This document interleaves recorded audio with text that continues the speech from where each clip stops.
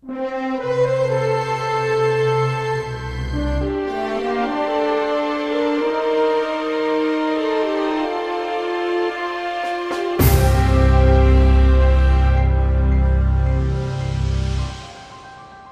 obrigado por continuar em nossa companhia. Agora vamos exibir uma entrevista com o orador espírita Raul Teixeira, realizada pelo programa Terceira Revelação da Federação Espírita Brasileira. O Espiritismo desvenda os grandes enigmas da vida. De onde venho? Para onde vou? O que acontece após a morte? O nosso convidado é médium, conferencista, professor universitário e coordena uma das mais belas obras sociais do Brasil, o Remanso Fraterno, em Niterói, no Rio de Janeiro. Raul Teixeira é quem vai nos explicar um pouco sobre espiritismo, codificado por Allan Kardec no século XIX. Raul, o que é o espiritismo? É fácil explicar? É fácil, exatamente porque o espiritismo é uma doutrina natural. Allan Kardec teve a grandeza de defini-lo como sendo uma ciência, um conhecimento que trata da origem, da natureza, do destino dos espíritos, como trata da relação desses espíritos com o mundo corporal. A partir daí, nós verificamos que todo esse corpo de ensinamentos que se refere a explicar o que é o espírito, de onde vem, o que faz na Terra e sua destinação pós-Terra, corresponde à vista do espiritismo. Muita gente diz muita coisa sobre o espiritismo. Não é uma religião, não é uma filosofia? Verificamos uma coisa muito interessante. Se nós disséssemos assim, que o espiritismo é a ciência de, a filosofia de ou a religião de, nós estaríamos criando um problema muito sério. Mas Allan Kardec teve a lucidez de dizer que é uma ciência que... Porque há várias outras ciências que falam de Deus, da vida, da morte, da alma. Ciência no sentido de conhecimento. E, naturalmente, que ao longo dessa definição, ele vai trabalhar também o espiritismo como ciência, um conjunto de conhecimentos investigados, elaborados. E, dessa maneira, nós não podemos comparar o espiritismo, ciência, com a ciência química, a ciência física, a ciência biológica e outras ciências. Pela sua metodologia, por sua maneira de pensar, pela sua estrutura que o espiritismo é ciência, mas não concorre com as ciências laboratoriais, porque nós não estamos lidando com os espíritos como os químicos lidam com as substâncias e elementos. Não estamos lidando com os espíritos como os físicos se utilizam da eletricidade, do magnetismo, etc. Os espíritos são seres inteligentes. Eles não estão quando a gente quer que estejam, de modo que nós temos experiências espirituais sem que tenhamos a certeza de que tal ou qual espírito virá. De modo que quando se diz que o espiritismo é ciência, não estamos dizendo que ele é uma ciência como a química é, como a física o é. E a sua maneira de pensar, a sua reflexão, seu questionamento, o situam no pórtico das filosofias, no campo das filosofias.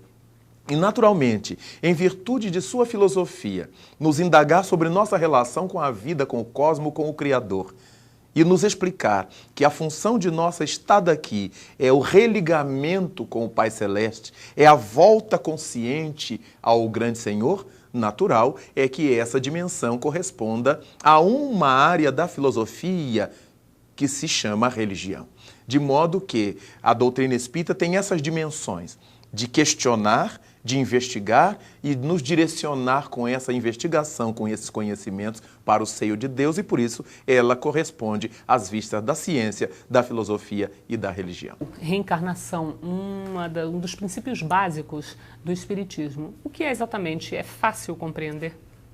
A alma que se encontra no mundo espiritual para voltar a reencarnar é uma alma errante, ela está na erraticidade. Ora, então, para qualquer espírito, qualquer alma que esteja na erraticidade, há a possibilidade de voltar a um novo corpo. Reencarnação é o movimento de voltar a entrar na carne, ou de entrar de novo na carne, ou o movimento de voltar à carne. E isso é possível muitas vezes? Isso é possível muitas vezes, é necessário, dentro das vistas do espiritismo, para que nós possamos adquirir a sabedoria dos milênios, as virtudes dos milênios, pouco a pouco, Allan Kardec estabelece no seu livro O Céu e o Inferno que uma única existência é um tempo grandemente curto para que nós conquistemos todo o bem que nos falta e para que nós eliminemos todo o mal que nos sobra. De modo que, como somos espíritos milenários, não estamos na Terra pela primeira vez e certamente não estaremos pela última. É necessário que a gente volte como um menino, como um estudante tem que voltar à escola. Por mais que ele tenha que chegar ao seu curso superior, seja ele qual for, ele não aprende tudo numa aula só, num dia só de escola. Ele volta cada dia para aprender lições novas que dão sequência ao seu aprendizado. No dia seguinte, ele volta com um novo uniforme, limpinho, cheiroso, porque o da véspera está sujo, suado, roto. Então, cada encarnação nossa na Terra corresponde a um dia de aula na grande escola terrestre. Ou, se quisermos, corresponde a um minicurso nessa grande academia terrestre. Nós voltamos para casa, trocamos de uniforme, voltamos, depois desse período, para encetar uma nova fase. Então, a ideia da reencarnação, ela é tranquila, ela é simples. Quando abrimos o Evangelho de Jesus, lemos o Evangelho de João, por exemplo, no capítulo 5, versículo 29, João estabelece assim, colocando as palavras de Jesus: aqueles que fizeram o bem renascerão, nascerão de novo, para a ressurreição da vida. E aqueles que fizeram o mal também renascerão para a ressurreição da condenação. Querendo dizer que nas reencarnações, nessas múltiplas existências, nós tanto somos felizes em virtude daquilo que já plantamos de felicidade no passado, como somos desditosos pelas desditas que espalhamos pelos caminhos. Por isso é que Jesus Cristo estabeleceu antes que a cada um será dado conforme suas obras.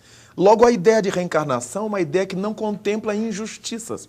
É graças a essa reencarnação, a ideia de nascer de novo, que nós entendemos que toda essa leva de criaturas que hoje faz mal à sociedade, que ludibria, os corruptos, os criminosos e que passam impunes através de mil artifícios pela terra, eles terão que voltar para devolver isto.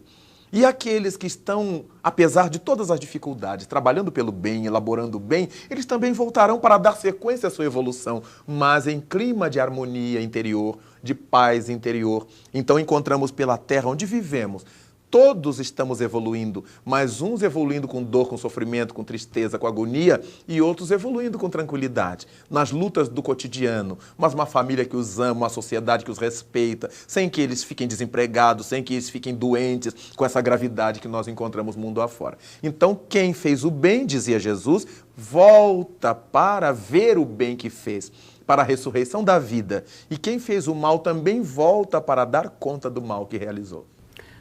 Mudando para outro assunto, dentro do Espiritismo, mediunidade é um assunto que desperta todo tipo de comentário, todo mundo tem uma opinião para dar sobre mediunidade. No Espiritismo, o que é mediunidade? Na doutrina espírita, a mediunidade é uma faculdade inerente à criatura humana de captarmos o mundo espiritual. Allan Kardec chega a dizer em o livro dos médiuns que toda criatura que sente, num grau qualquer, a interferência dos espíritos, por essa razão pode ser chamada de médium. Então temos aqueles indivíduos que numa reunião familiar, numa reunião de fim de ano, de Natal, de aniversário, e tem aquela percepção que vovó está aqui, que meu irmão está aqui, senti minha mãe por perto. É uma percepção de momento num dia de emoção familiar. Até aquelas que materializam espíritos. Isso não é uma fantasia? Não, não é uma fantasia. Pode até ser, mas se estamos falando de mediunidade, isso existe como mediunidade. Mas aquelas outras que materializam, que psicografam, através das quais os espíritos falam, também são médiuns. Então encontramos médiuns numa gama muito vasta, desde aqueles que sentem num grau muito singelo, esporadicamente, até aquelas criaturas que trabalham na mediunidade diuturnamente, com frequência, e que esses fenômenos têm uma certa capacidade de mostrar-se, têm uma certa intensidade, uma certa frequência, até esses. Então Allan Kardec estabelece numa definição genérica que todo aquele que sente num grau qualquer a interferência dos espíritos pode ser tido como médium. Então a mediunidade é uma faculdade de toda criatura humana. Não me interessa se o indivíduo é materialista, se ele é ateu, se ele é católico romano, se é evangélico, se é umbandista, se é quimbandista, se é do candomblé ou se é espiritista. É uma faculdade inerente ao ser humano. É por isso que encontramos na Igreja Romana os santos que faziam milagres. E o que eram os milagres, senão os fenômenos mediúnicos que eles conseguiam realizar? Santa Teresa d'Ávila, que levitava até a nave da igreja, até o teto, chamada doutora da igreja. Francisco, que realizou tantos fenômenos, tantos prodígios, inclusive recebeu as chagas do Cristo no seu próprio corpo, demonstrando uma mediunidade de efeitos físicos. Antônio de Pádua, que falava em Pádua num tempo em que não havia microfone, no século XIII, alto-falantes, e todas as montanhas em volta, todos os castelos, ouviam dentro de casa o sermão dele na igreja, como se fosse para chamar, para despertar. Então, esses são relatos da própria igreja. As meninas que viram Nossa Senhora de Fátima na Cova da Iria, em Portugal, isso é uma evidência, porque ninguém mais viu, só as 3 crianças. A jovenzinha que viu a Senhora de Lourdes, no noroeste da França, no departamento de Lourdes, Bernadette Soubirous, ninguém mais viu Nossa Senhora, só ela que contou, que narrou e todo mundo acreditou. Então era uma evidência. Logo, esse é um fenômeno mediúnico para o Espiritismo. Se para os nossos irmãos evangélicos é o dom do Espírito Santo, se para os irmãos romanos é o dom do Espírito Santo, o nome pouco importa. O que importa é que através dos indivíduos os espíritos se apresentam. Seja na reunião espírita, seja numa visão católica, seja numa visão evangélica. Bom, o tempo da entrevista está terminando e, lamentavelmente, não é possível tratar de todos os assuntos referentes ao Espiritismo, mas eu gostaria que você terminasse explicando exatamente o seguinte: por que o Espiritismo é chamado de Consolador Prometido? Pela sua proposta.